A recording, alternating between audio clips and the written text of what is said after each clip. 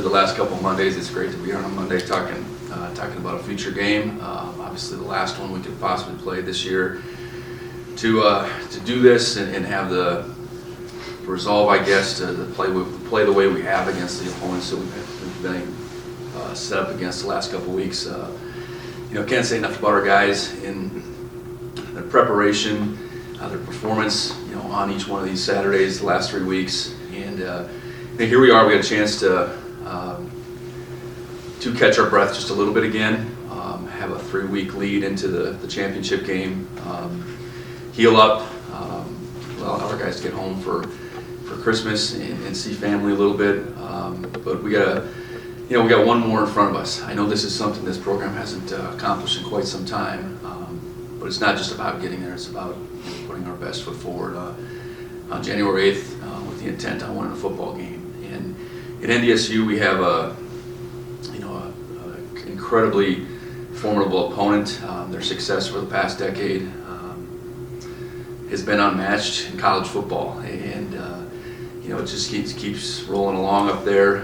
They're so well coached. The players come into that program and they learn how to do things really from the inside out. It's a player-driven deal from an expectation level. A lot of credit goes to Jim Kramer, strength coach, who's been there since the beginning of Coach Bowles' time. So back to I think 2003, 2004. Jim's done a tremendous job of continuing to keep things moving forward, along with the 2 coaching changes, and there's certainly been some continuity. A couple guys on that staff that I know really well, a couple guys that played there, in particular, and I know we're going to have our hands full with North Dakota State. They're so well coached, they play so hard. Again, much like we would have said about South Dakota State, I think a lot of the things that we're trying to do with this program, I think our programs are similar. I know that's where we want to be. They're there again. We're there. So it's going to be a fun 3 weeks. I think it's going to be a great matchup on the 8th, and we'll get our guys ready to go and play absolutely as best as we can. And with that, I'll open up for questions. You looked like you were a little dreading the Gatorade bath at the end when you saw it coming. Was that how did that feel? I saw it coming. I was like, guys, I figured it was maybe coming, but yeah, I saw it at the corner of my eye, those guys standing there, so I just kept walking, and they got me. But my coach did a pretty good job. You looked obviously just ecstatic as the final buzzer. Just kind of take us through what you just were feeling right in that moment right after the game. Well, it's having an opportunity to coach in the playoffs. You respect how challenging it is to stack up the wins you need to stack up to get to the championship. And it's different. It's different at the FCS level down, where you have to win on consecutive weeks. In our case, we had to win 3 consecutive weeks just to get to the championship. So to put together the efforts we did and have our guys play so well against teams that I have a great deal of respect for, and I think our players did too. I think that's, it's like, well, wow, we did it. I think that's what you really feel.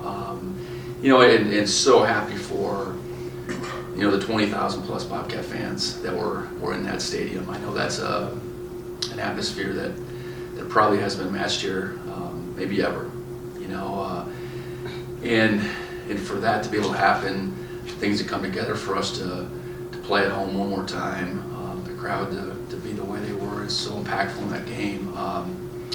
Couldn't be more excited for just everyone involved, our players, our fans, our families. It was a pretty surreal moment. There was a pretty cool moment in a couple of pictures that came out of you shaking hands with Coach Choate and giving hugs. What did he say to you after the game? What was that moment like for you? Well, I can't remember exactly what he said. Congratulations, I was guest, great job, something along those lines. And I think the neat thing, Coach Choate's a dad of a player on our team, and I would think that's what he would see his role being first. And certainly he coached a lot of the players on this team. He brought a lot of the players here.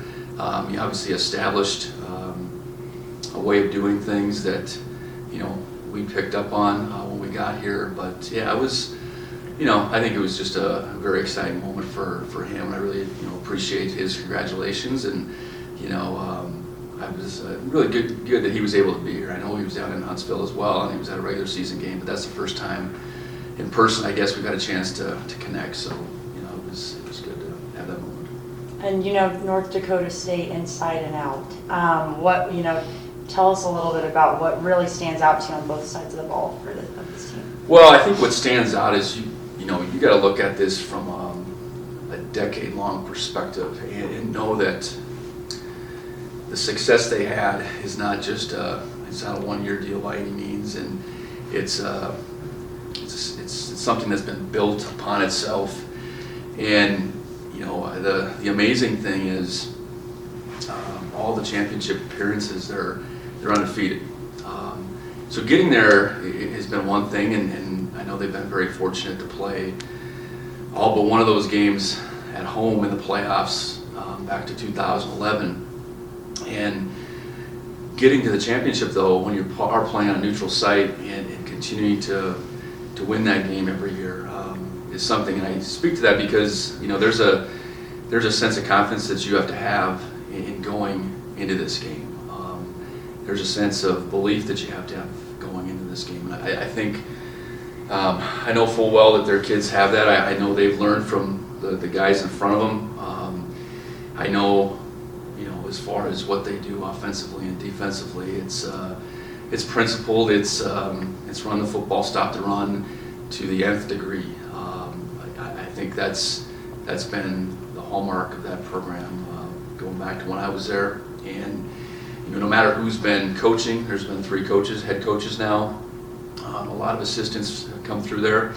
A lot of different players for sure, but there's been a continuity that's just incredible. That hasn't, again, hardly been matched in all of college football history. And I know they got some really good individuals, I think, on both sides of football, but it's about the collection of talent and as much as anything, the collection of how hard they play and how well they are coached. I think that's the combination that I see, and I know a lot of the things that they are, we have aimed to bring to this program, and I think we've done that in a lot of respects, and that's why we're in this position. So it'll be a heck of a matchup down there in Frisco. How beneficial is it that South Dakota State was able to beat North Dakota State from a studying film standpoint? I don't know. I mean, the result of that game is what it is. It's 2 different Saturdays over the course of the fall. But I do think, I think being able to compare in some ways what we did against South Dakota State versus what they did and vice versa, I think it works for them too. I think anytime you have common opponents, it helps, cut through some things. And I think the fact now that we've played 2 consecutive common opponents that they've had in this calendar year. They played Sam Houston back in the spring. I feel like I've watched a lot of NDSU film the last couple of weeks, as have our coaches, as have our players. So I think there's a familiarity with it, but it's still going to come down to preparing our guys for this upcoming Saturday in 3 weeks, and our guys have done that each and every week, whether it's been a 1-week window, a 2-week window, and now we have a 3-week window. So, that game seems like it's a long ways away, but our preparation's already begun. You've talked about preparing for a 15-game season instead of 11 or 12. What specifically, I guess, have you guys done from the beginning that has prepared you guys for this long season? Well, going all the way back to February, the winter probably wasn't exactly what we've typically done from a strength perspective. We were, I charged Coach Heron, hey, I said, here's our map to spring ball. Here's how we're going to run spring ball. Do the best you can. But once we got to spring ball, it was repping more. It was getting more guys out in the practice field. And I know I learned that back at North Dakota State. We went to it after a poor 09 season. We went to just practicing more. And by practicing more, just typically teams are out there with 22 guys at a time. As much as we can, we were out there with 44 guys, both ends. I know they've been doing it since 2010, so it's not like we have the edge as far as that goes. But I think it allowed guys to learn on the field, learn by doing in the spring. And then I know we really dialed it up in the summer.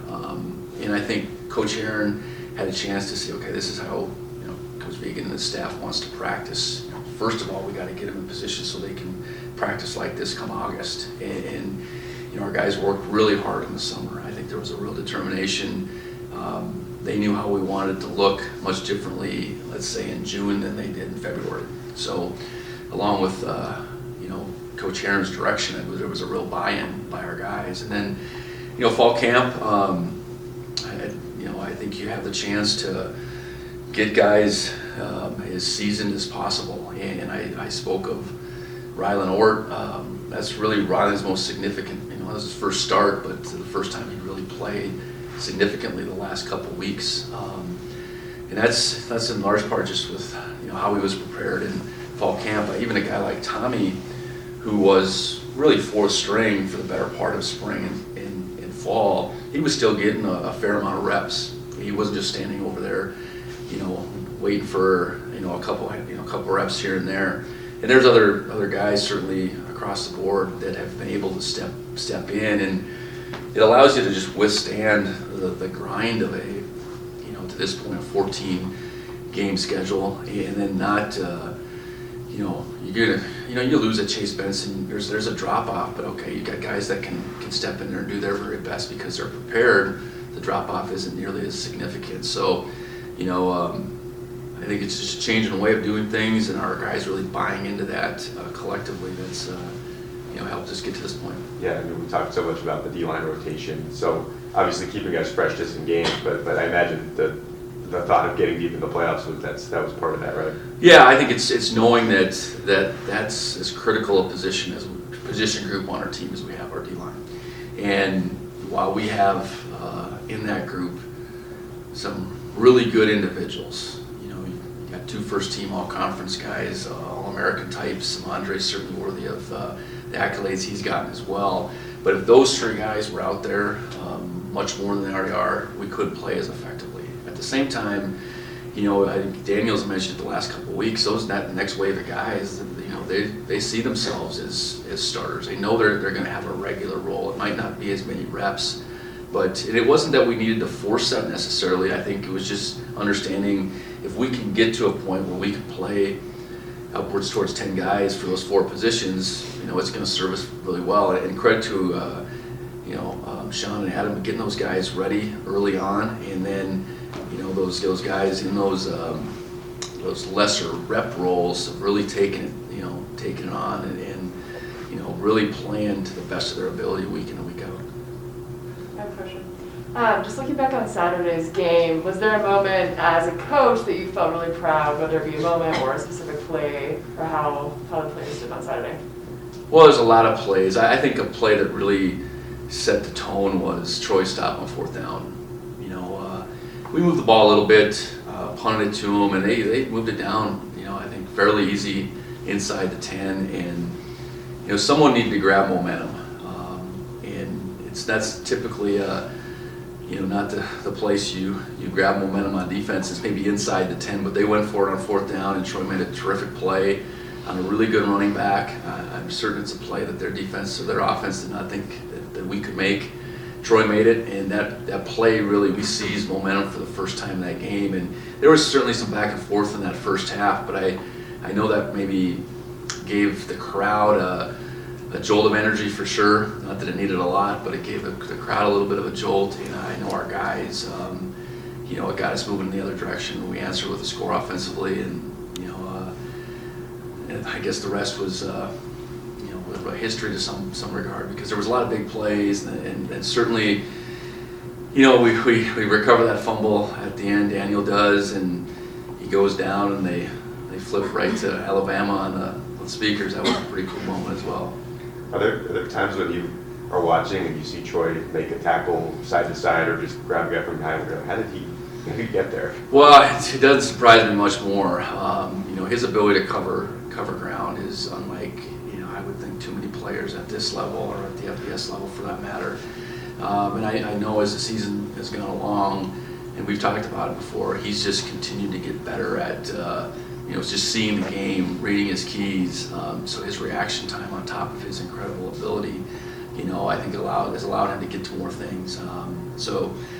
It's great to have him save the day, so to speak, a few times here and there a game, but it doesn't surprise me. You mentioned after the game of some of these guys, especially guys who've been hurt for a long time, might be back. Is there anything you can say about maybe some of those guys injured last week or before? I don't know that I'll get into a whole lot of specifics. We're still 3 weeks out, but I think what this game does allow for, it allows for guys that maybe we're seeing as season ending to some degree, because that would have taken them into December as having some new life. I think any and all the guys that got injured last week against Sam Houston, I think there's a real possibility that they could be back. That would include Chase, Ty, Isaiah. I think there's a real possibility in all those situations. I know, TJ didn't play in the game, but TJ is back to where he's in position. A guy that's been out for a long time, Nolan Askelson, I think is, he's one that is in that position. There's a couple guys like Kyle Rigg, that was a season ending into the next semester deal. But outside of his injury, as far as guys that have been on the field a significant amount, I think we have a real chance to be as healthy as we've been going back to the first game. I know you touched on this a little bit, Coach, but could you break down a little more what these next 3 weeks look like for you and your team?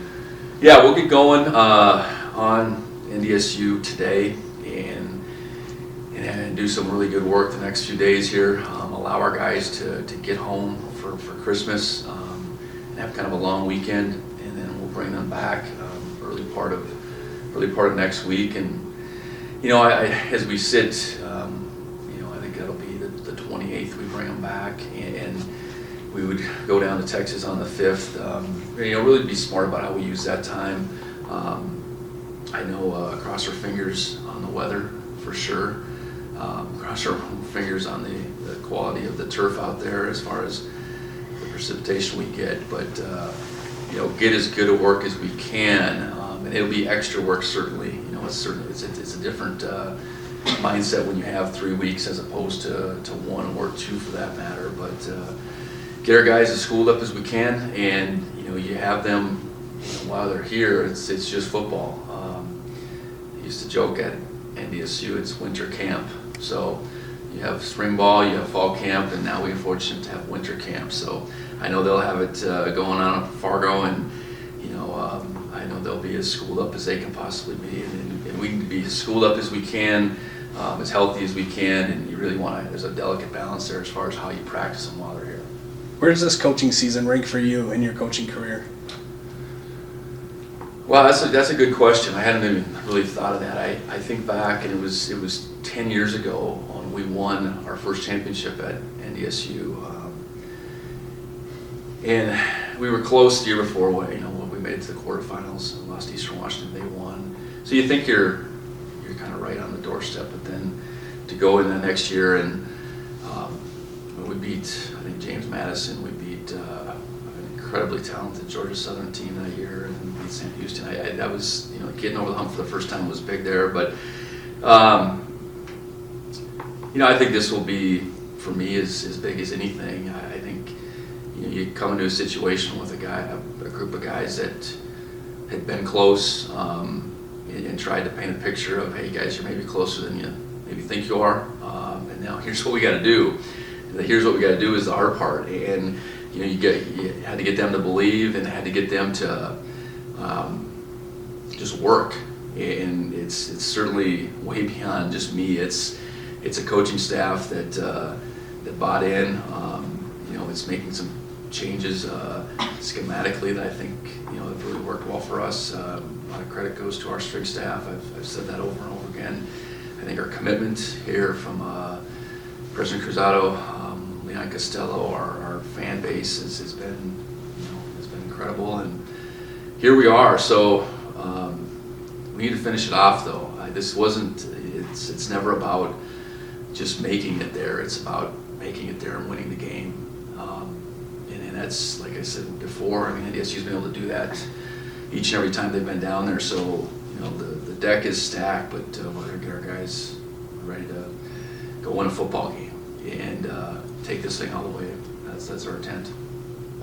Coach Rudy tweeted a photo of Tommy running right after, I guess it was Jack Riz or right around there, the bye week. It was after Sam Houston. Right, So yeah. we got back at 5 in the morning, and we had a little bit later treatment for the guys that day. Typically, we would go 10 to I think 11:30. That day we went 1 to 2:30, and sure enough, Tommy's out there conditioning. The Sunday after that game, and I think to Coach Judy's point, it was like, okay, we're in pretty good hands right here if our quarterback's out there doing the extra, and that's I've spoke to that a little bit. Why was Tommy in position to do what he's been able to do the last few weeks is because that's who he is in all things. It's not just extra conditioning, but it was extra work, even though he wasn't maybe getting all the reps through the season of just continuing to learn the quarterback position. Extra work, continuing to hone his skills throwing the football, and then the amount of time he's been in the film room, it's hard to quantify. So, it was a cool thing to look out the window. I saw the same thing. I just didn't take a picture and tweet it, I guess, but I do appreciate that because I think you wonder on the outside, how is this kid doing this? Well, he's really talented, but he's got something in him that allows him to take that talent to another level, and to have the respect of his teammates isn't real complicated. Is there a player that Tommy reminds you of? Coach Cho, before he left, said Tommy reminds him of his work ethic and his quarterback skills, kind of Kellen Moore. Is there a player he reminds you of with his work ethic that you've coached? No, he's different than some of the guys that I've been fortunate to be around. And we're just beginning. I think relative to his ability just to pour himself into it and his mindset, that's maybe the common theme with a bunch of the guys I've had. I mean, he's different stature and talent-wise than any of the guys that I've been around. But as far as a guy that from a makeup perspective, as far as how he approaches it and then how competitive he is, he's right up there, and he's in way different shape and size than some of those names I could throw out, but similar level of competitiveness and just his dedication. ESPN captured that pretty cool moment, just kind of beautiful moment of him breaking down at the end of the game. What was that moment like for you? Did you see him kind of break down? Well, I saw him a couple times over on the bench where he's just trying to collect himself, and I didn't see that one in the moment. I know this, he's the one that wanted Tucker in there to take those last 2 snaps, and that speaks to who he is and how much he respects Tucker. And I think he's just over there, and I'm sure, trying to say, how am I in this position? A month ago, I'm covering kicks and trying to tackle and trying to block on the perimeter, and here I am. So I think you just try, she was very overwhelmed with, just those thoughts. And I said it on Saturday, for a kid from this state to have led his team to the national championship game, you hope that invokes some emotion. You hope that it means as much as it does to him. And I know he had a tough time getting off the field, and but he probably stopped and took every request to take a picture and autograph that he possibly could. And some hope there's another Tommy Millot or something out in that field that they caught a glimpse of that. And that's, I can't, we go on and on about how such a quality person he is, beyond his football playing. And I think that spoke, that what ESPN caught in the emotions overcoming him, I think that just speaks to who he is as a person. And you brought up Tucker. For him to be the starter in 2019 in that playoff run, and then not play much, but he wants to be a coach after, I think. Mm-hmm. How has he stepped up this year, especially from a coaching perspective with Tommy? Well, when you're not the guy chosen, and then not chosen again, it should disappoint you, and I think it did in both cases. But I think he understands too that, because he's been the guy chosen before, and you need the support of the other guys in that room. You need, because generally speaking, it should be some of your best friends on the team. And you need the support, you need their insight at times, and I know that he's been able to share his insights, whether that's been on Saturdays or over the course of the week with Matt before Tommy, and certainly, I don't think it's real challenging for Tucker to support Tommy, but he was disappointed, when he didn't get the call, heading into that bye week. But I think he understood. We communicated with him. He understood where our team was at, I guess, and why we made the decision. And again, I think that speaks to who he is as a person too. Football's a team game. Quarterback's a really individual position, meaning one guy typically plays a bulk of the reps, and you're not rotating typically. If you're rotating, that's usually not a good thing. So to have a guy like him, a team captain, be the backup and be everything that he's been this fall, I think it's a big deal for our team that doesn't get enough recognition. All good. I was just curious. I was trying to look it up. I couldn't see when you were introduced in your first press conference. The 84 that was your number. Is that right? Yes. In college. Yes. I just thought it was interesting that the number 84. Yeah. Did you see any symbol? No, I didn't that day for sure, but I guess I would now. Yeah, you know what? The 3 championship teams are very important to the history of this program.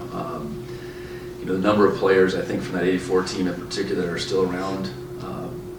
Bozeman, I think, is a very high number. I don't know if I could count it on, how many guys I've met.